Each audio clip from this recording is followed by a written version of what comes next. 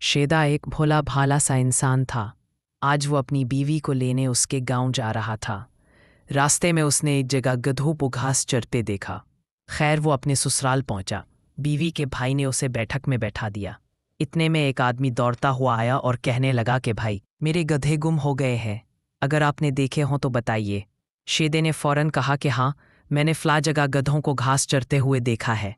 वो आदमी दौड़ता हुआ चला गया। थोड़ी देर बाद वो आदमी दोबारा आया और कहा कि आप तो अजीम आदमी हैं, आपने जिस जगह बताया था ठीक उसी जगह गधे मौजूद हैं। फिर वो चला गया। अब रोटियां पकनी शुरू हुईं। चूंकि वो बावर्ची खाने के करीबी कमरे में बैठा था, इसलिए उसे रोटियों के थप थप की आवाज़ सुनाई दी। इस आवाज़ से वो रोटियां गिनने लगा।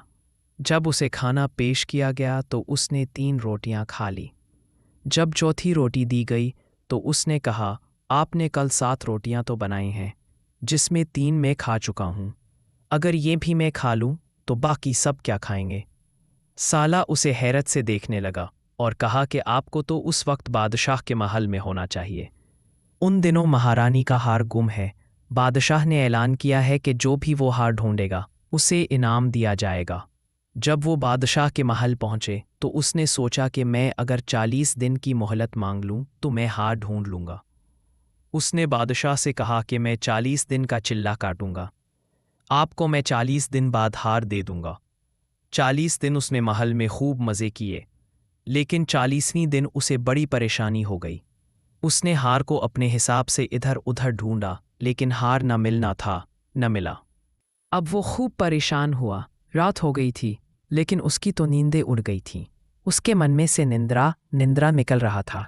निंद्रा मानी, नींद आ जा। उसके कमरे के पास ही एक नौकरानी खड़ी थी, जिसका नाम निंद्रा था और हार उसी ने चराया था। उसने सोचा कि उसको तो मेरा नाम पता है, कल यह बादशाह को मेरा नाम बता देगा और मैं पकड़ी जाऊंगी।